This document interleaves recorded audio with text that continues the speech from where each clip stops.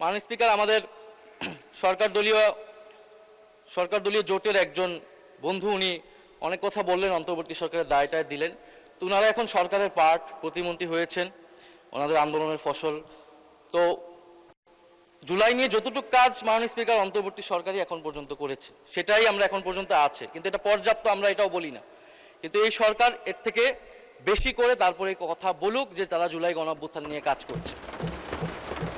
বাজেটে ভাতা দেওয়া হয়েছে, এটা অন্তর্বর্তী সরকারের সময় সিদ্ধান্ত নেওয়া, তারা এবার এটা কন্টিনিউ করেছে, যেমন তাদেরকে ধন্যবাদ দিচ্ছি। জাদুঘর, সেটাও অন্তর্বর্তী সরকারের সময় উদ্যোগ নেওয়া, ট্রাইব্যুনাল বলেন, সব কিছুই। তো আমরা আশা করব এটাও পর্যাপ্ত না, ওনারা পর্যাপ্ত উদ্যোগ নেবেন, সেইটা আমরা আশা করছি। মাননীয় স্পিকার, আমরা দল হিসেবে আওয়ামী লীগের বিচার চাই। ট্রাইব্যুনালে দল হিসেবে আওয়ামী লীগের বিচার করা হবে, যেই দল ইতিহাসে দুইবার সুযোগ পেয়ে এদেশের গণহত্যা করেছে, এদেশের গণতন্ত্রকে হত্যা করেছে এবং এদেশের সকল প্রতিষ্ঠান ধ্বংস করেছে, লুটপাট করেছে। আমরা বাকশালের কথা জানি, ইতিহাস থেকে পড়েছি, এবং জুলাই গণঅভ্যুত্থান সহ গত 16 বছর আমরা স্বচক্ষে দেখেছি। এবং জুলাই গণঅভ্যুত্থানের যে হত্যাকাণ্ডের সাথে জড়িত, তার বিচার দল হিসেবে আওয়ামী লীগকে করতে হবে। শেখ হাসিনার মামলার রায় হয়েছে, আমি নিজেও একজন সাক্ষী, জানি না সরকার দলীয় বন্ধু কেউ সাক্ষী আছেন কিনা। সেই মামলার রায় কার্যকর করার জন্য দ্রুত সময়ের মধ্যে দিল্লির সাথে মাননীয় স্পিকার। ধন্যবাদ। আমরা দুঃখজনকভাবে লক্ষ্য করেছি এবং এটি স্পষ্টতই সত্য যে আমাদের অনেক আহত এবং পঙ্গু আমাদের যোদ্ধারা, আমাদের ভাই বোনেরা শুধুমাত্র সঠিক চিকিৎসা না পাওয়ার কারণে তারা সুস্থ হয়ে উঠতে পারে। এর দায় অন্তর্বর্তী সরকারের সময়ে যারা স্বাস্থ্য মন্ত্রণালয়ের চিকিৎসার দায়িত্বে ছিলেন তাদেরকে নিতে হবে। আজকে আমাদের অনেক তরুণ বন্ধুরা বিপ্লবী কথাবার্তা বলেন, অথচ দীর্ঘ 18 মাস তারা কিন্তু সরকারের একেবারে অবিচ্ছেদ্য অংশ ছিল, পার্ট ছিল। এই বিচার কিংবা এই আহতদের ক্ষতিপূরণ, তাদের কল্যাণের জন্য তারা সঠিক পরিকল্পনা নেয়নি, এটা অত্যন্ত দুঃখজনক। এমনকি আমরা দেখেছি এই জুলাই গণঅভ্যুত্থান আহতদের তালিকা নিয়েও একটি নয়ছয় করা হয়েছে। কাজী মুক্তিযোদ্ধা মন্ত্রী যিনি এই জুলাই অধিদপ্তরের দায়িত্ব আছেন, আমি অনুরোধ করব শুধুমাত্র এই 36 দিনের আন্দোলন নয়, গত এই 17 বছরের আন্দোলন সংগ্রামে আহত পঙ্গুত্ব বরণকারী প্রত্যেকটি ব্যক্তিকে রাষ্ট্রের পক্ষ থেকে তালিকা করে ক্ষতিপূরণ দিতে হবে। এবং আওয়ামী লীগের প্রশ্নে, বাংলাদেশের পররাষ্ট্রনীতির প্রশ্নে বাংলাদেশের সাথে ভারতের সম্পর্ক কি হবে, এই বিষয়ে সরকারি দল এবং বিরোধী দলের একটি নীতিগত সমঝোতা রাষ্ট্রের স্বার্থে প্রয়োজন। এই আহ্বান রেখে আমি আমার বক্তব্য শেষ করছি। আল্লাহ হাফেজ। ধন্যবাদ মাননীয় প্রতিমন্ত্রী। বক্তব্য রাখবেন মাননীয় বিরোধী দলীয় চিফ হুইপ জনাব মোহাম্মদ নাহিদ ইসলাম। আপনার সময় 7 মিনিট। ধন্যবাদ আপনাকে। বিসমিল্লাহির রহমানির রহিম। মাননীয় স্পিকার, আপনাকে ধন্যবাদ। জুলাই গণঅভ্যুত্থান এবং তৎকালীন গণহত্যার বিচার সংশ্লিষ্ট আলোচনা সুযোগ করে দেওয়ার জন্য মাননীয় স্পিকার এবং জাতীয় সংসদের সকল সদস্যদেরকে ধন্যবাদ জানাচ্ছি। জুলাই গণঅভ্যুত্থানের 2 বছর আমরা পার করতে যাচ্ছি, এটা জুলাই মাস চলমান। আমি জুলাই গণঅভ্যুত্থানের সকল শহীদ এবং আহত ভাই বোনদেরকে শ্রদ্ধার সাথে স্মরণ করছি এবং স্মরণ করছি জুলাই গণঅভ্যুত্থানে ছাত্র, তরুণ সহ সকল পেশাজীবী মানুষ যারা অংশ নিয়েছেন, দেশে বিদেশে, রাজনৈতিক অরাজনৈতিক যারাই সেখানে ভূমিকা রেখেছেন, ত্যাগ স্বীকার করেছেন, তাদের সবাইকে আজকের এই দিনে আমি স্মরণ করছি। আজকে মাননীয় স্পিকার 14 জুলাই, আজকের দিনটিও একটি ঐতিহাসিক দিন। এই 14 জুলাই 2024 সালে বৈষম্যবিরোধী ছাত্র আন্দোলনের নেতৃত্বে সেই সময়ের রাষ্ট্রপতি এবং দুঃখজনকভাবে এখনকারও যিনি রাষ্ট্রপতি, তার কাছে আমরা একটা স্মারকলিপি দিয়ে এসেছিলাম। সেটা ছিল সেই দিনের কর্মসূচি 14 জুলাইয়ের। এবং আমরা দেখলাম যে 14 জুলাই রাতেই তৎকালীন ফ্যাসিস্ট শেখ হাসিনা, তৎকালীন অবৈধ প্রধানমন্ত্রী, তিনি চীন সফর থেকে দেশে এসেই এই আন্দোলনরত শিক্ষার্থীদের নিয়ে একটা কটূক্তি করেন, তাদেরকে রাজাকারের নাতিপুতি বলে আখ্যা দেন। এবং সেই রাজাকারের বিরুদ্ধে, সেই আখ্যার বিরুদ্ধেই শিক্ষার্থীরা, বিশেষত নারী শিক্ষার্থীরা ঢাকা বিশ্ববিদ্যালয়ের রোকেয়া হল সহ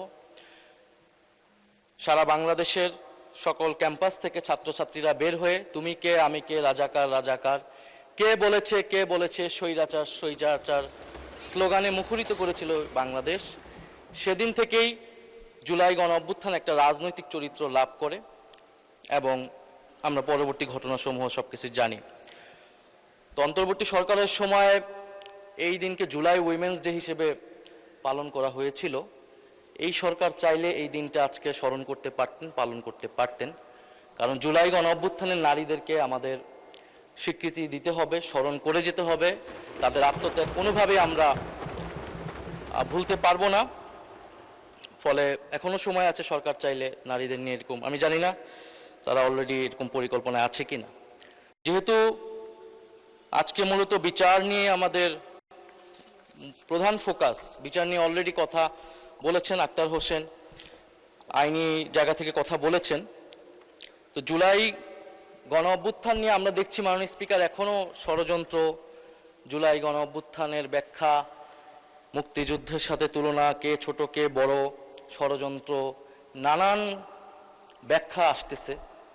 এবং ফ্যাসিস্ট আওয়ামী লীগ এবং ভারতীয় মিডিয়া এই জুলাই গণ অভ্যুত্থানকে শুরু থেকেই ডিফেমিং করে গিয়েছিল, বিরুদ্ধে অবস্থান নিয়েছিল। কিন্তু মাননীয় স্পিকার দুঃখ লাগে যখন জুলাই গণ অভ্যুত্থানে আমাদের শরিক বা প্রধান স্টেক হোল্ডারও যদি বলি, রাজনৈতিক দল হিসেবে বিএনপি এবং এই সংসদে উপস্থিত আছেন তাদের সরকার দলীয় কিছু কিছু এমপি এই গণ অভ্যুত্থানের বিরুদ্ধে কথা বলছে।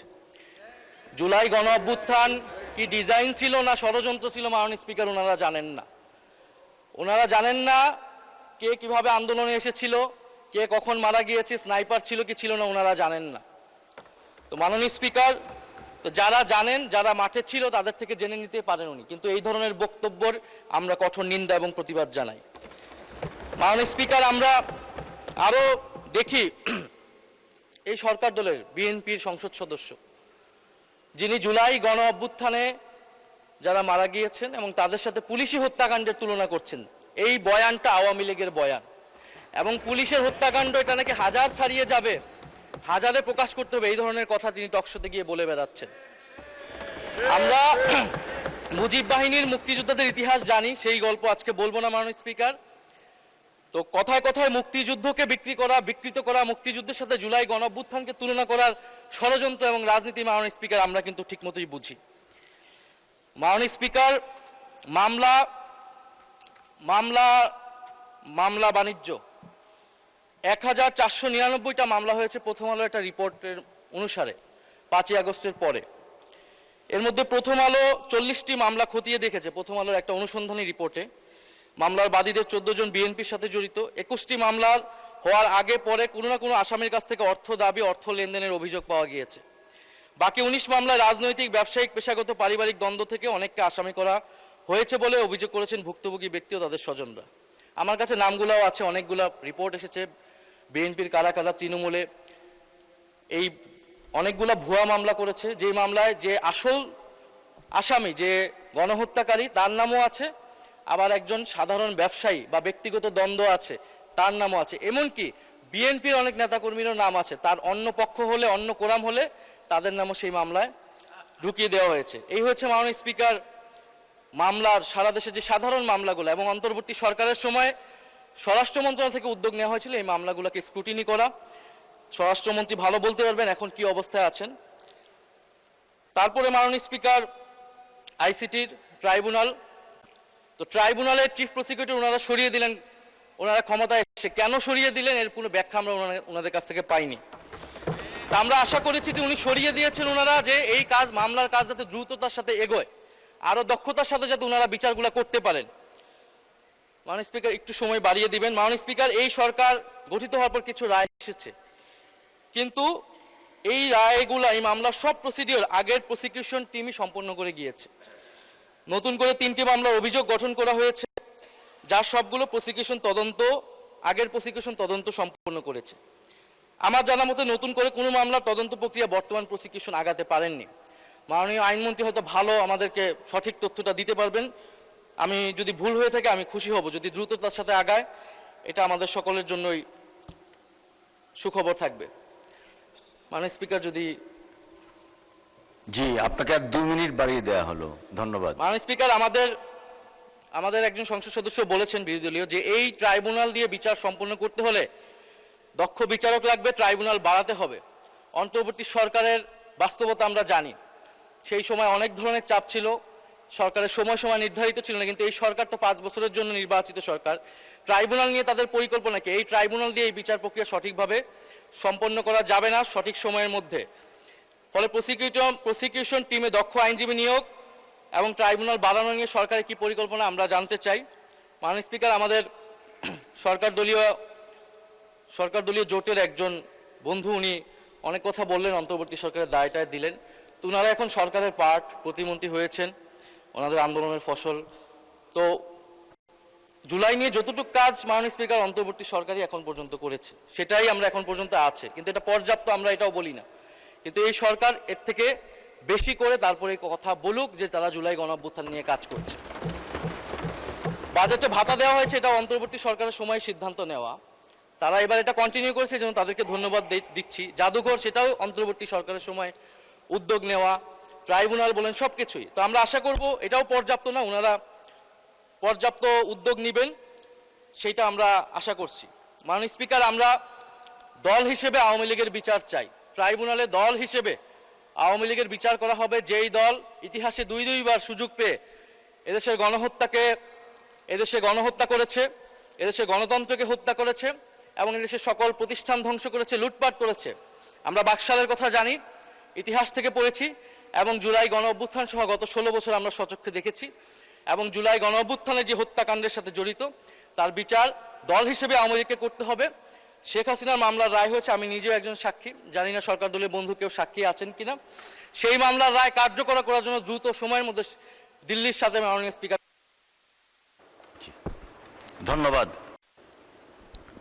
ধন্যবাদ মাননীয় সদস্য। বক্তব্য রাখবেন মাননীয় প্রতিমন্ত্রী, পটুয়াখালী 3 আসন থেকে নির্বাচিত মাননীয় সদস্য জনাব মোহাম্মদ নুরুল হক। আপনার সময় 5 মিনিট। ধন্যবাদ। বিসমিল্লাহির রহমানির রহিম। মাননীয় স্পিকার, আপনাকে ধন্যবাদ। আপনার মাধ্যমে মাননীয় সংসদ সদস্য আক্তার হোসেনকেও ধন্যবাদ, তিনি বিষয়টি আজকের সংসদের সকলের দৃষ্টিতে এনেছেন। আমরা সকলেই একথা সংসদের শুরু থেকেই বলে আসছি, স্বীকার করে আসছি যে দীর্ঘ 17 বছরের ধারাবাহিক আন্দোলন সংগ্রামের মাধ্যমে এই জুলাইয়ের ঐতিহাসিক গণ অভ্যুত্থান এবং যেই গণ অভ্যুত্থান পরবর্তী আজকের এই সংসদের অনেক দায় আছে দেশের প্রতি এবং বিশেষ করে তরুণ প্রজন্মের প্রতি। আমাদের কিছুক্ষণ পূর্বেই একজন মাননীয় সংসদ সদস্য, একজন শহীদের মা, তিনিও বলেছেন তিনি প্রতিনিয়তই সন্তান হারানোর ব্যথায় তিনি নিমজ্জিত থাকেন। এবং আমাদের এই সংসদের মাননীয় প্রধানমন্ত্রী থেকে বিরোধী দলীয় নেতা, প্রত্যেকটি সংসদ সদস্যই এই গত 17 বছরের এই ফ্যাসিবাদী দুঃশাসনের একেবারেই প্রত্যক্ষদর্শী। আমরা জানি যে 111-এর সেই বিতর্কিত সরকারের নীল নকশায়, এবং এটা স্পষ্টতই আজকে বলতে হবে যে এটা আমাদের প্রতিবেশী রাষ্ট্রের একটি ষড়যন্ত্রে আমরা দেখেছি বাংলাদেশের গণতন্ত্রকে ধ্বংস করে একটি ফ্যাসিবাদী রাষ্ট্রে পরিণত করার জন্য কিভাবে সেই বিতর্কিত একটি নির্বাচন করেছিল, যে নির্বাচনের মধ্য দিয়ে আওয়ামী লীগ ক্ষমতায় এসে পর্যায়ক্রমে বাংলাদেশের স্বাধীনতা সার্বভৌমত্বের প্রতীক সেনাবাহিনীকে পঙ্গু করার জন্য প্রথমেই পিলখানা বিদ্রোহের নামে মেধাবী সেনা অফিসারদেরকে হত্যা করা হয়। আপনি দেখেন যে বাংলাদেশের ঐতিহাসিক যতগুলো পরিবর্তন আছে, 71-এর মুক্তিযুদ্ধ থেকে শুরু করে 90-এর স্বৈরাচার বিরোধী আন্দোলনে কিংবা সর্বশেষ জুলাই গণ অভ্যুত্থানেও সেনাবাহিনী যখন একটা প্রো পিপল পজিশন নিয়েছে, তখন এদেশের জনগণের জয় হয়েছে। সেই সেনাবাহিনীকে পঙ্গু করার জন্য পিলখানার হত্যাকাণ্ড থেকে শুরু করে সেই সময়ের এই দেশের ইসলাম প্রিয় আলেম ওলামাদেরকেও একটা নির্মম নিষ্ঠুরতার মধ্যে দিয়ে শাপলা চত্বরে কি বর্বরোচিত হত্যাকাণ্ড ঘটানো হয়েছিল আমরা জানি। এমনকি এদেশের জাতীয়তাবাদী শক্তির প্রতীক একজন গৃহবধূ থেকে এই দেশের মানুষের, এই জাতির প্রয়োজনে রাজনীতির মঞ্চে এসেছিলেন, বাংলাদেশের মানুষকে নেতৃত্ব দিয়েছেন, বাংলাদেশকে বিশ্ব দরবারে তুলে ধরেছিলেন বেগম খালেদা জিয়ার, তার স্বামীর স্মৃতি বিজড়িত আমরা দেখেছি, তার সন্তানদের স্মৃতি বিজড়িত পারিবারিক সেই বাড়ি থেকে কি নির্মম নিষ্ঠুর পৈশাচিকভাবে তাকে আপনার সেখান থেকে সরিয়ে দিয়েছিল। এবং সেটি নিয়ে আপনার উল্লাস করে বলেছিল যে আমি সেদিনই সিদ্ধান্ত নিয়েছিলাম, যেদিন আমাকে ক্যান্টনমেন্টে ঢুকতে দেয় নাই, আমি ওই বাড়ি থেকে তাকে বের করব। এমনকি আজকের মাননীয় প্রধানমন্ত্রী তিনি কিছুদিন আগেই একটি আলাপচারিতা বলেছেন যে তার মেরুদণ্ডের একটি হাড় বাঁকাভাবে জোড়া লেগেছে, কিন্তু তিনি প্রতিশোধ নিতে চান না। সেম ঘটনা আমাদের অনেকের আছে। মাননীয় প্রধানমন্ত্রী উদারভাবে দেশ চালাচ্ছেন, সংসদে সরকারি দল বিরোধী দল অত্যন্ত কনস্ট্রাকটিভ ডিবেটের মধ্যে দিয়ে বাংলাদেশকে এগিয়ে নিচ্ছেন। আমি একজন সংসদ সদস্য হিসেবে আমিও আজকে মাননীয় প্রধানমন্ত্রী সহ সকলের কাছে বিনীত অনুরোধ করব যে একটি রাজনৈতিক সমঝোতার মধ্যে দিয়ে অবশ্যই এই ফ্যাসিবাদের বিচার নিষ্পত্তির প্রশ্নে আমাদেরকে ঐক্যমত হতে হবে এবং বাংলাদেশে ভবিষ্যতে যেন কোনো ফ্যাসিবাদী শক্তি ক্ষমতায় না আসতে পারে, কেউ যেন জনগণের উপরে এই ধরনের গণবিরোধী অবস্থান নিয়ে গুম খুন হত্যাযজ্ঞ না চালাতে পারে। তার জন্য আওয়ামী লীগের একটা দৃষ্টান্তমূলক বিচার রাজনৈতিক দল হিসেবে অবশ্যই করতে হবে এবং এই বিচারে যারা অভিযুক্ত হবে তাদের সম্পত্তি ক্রোক করে, তাদের সম্পত্তি বাজেয়াপ্ত করে ক্ষতিগ্রস্ত পরিবারকে পুনর্বাসন করতে হবে। আমাদের আজকের বিরোধী দলীয় চিফ হুইপ থেকে শুরু করে অনেকে আছেন এখানে যারা ইন্টারিম গভর্নমেন্টের সময়ও দায়িত্বে ছিলেন কয়েকজন।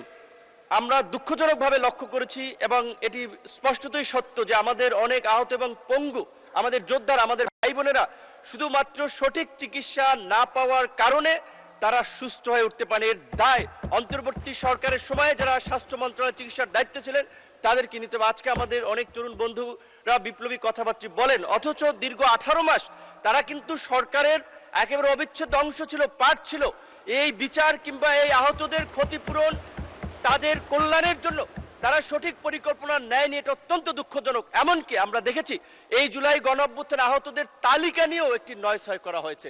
কাজী মুক্তিযোদ্ধা মন্ত্রী যিনি এই জুলাই অধিদপ্তরের দায়িত্ব আছেন, আমি অনুরোধ করব শুধুমাত্র এই 36 দিনের আন্দোলন নয়, গত এই 17 বছরের আন্দোলন সংগ্রামে আহত পঙ্গুত্ব বরণকারী প্রত্যেকটি ব্যক্তিকে রাষ্ট্রের পক্ষ থেকে তালিকা করে ক্ষতিপূরণ দিতে হবে এবং আওয়ামী লীগের প্রশ্নে, বাংলাদেশের পররাষ্ট্রনীতির প্রশ্নে বাংলাদেশের সাথে ভারতের সম্পর্ক কি হবে এই বিষয়ে সরকারি দল এবং বিরোধী দলের একটি নীতিগত সমঝোতা রাষ্ট্রের স্বার্থে প্রয়োজন। এই আহ্বান রেখে আমি আমার বক্তব্য শেষ করছি। আল্লাহ হাফেজ। ধন্যবাদ মাননীয় প্রতিমন্ত্রী।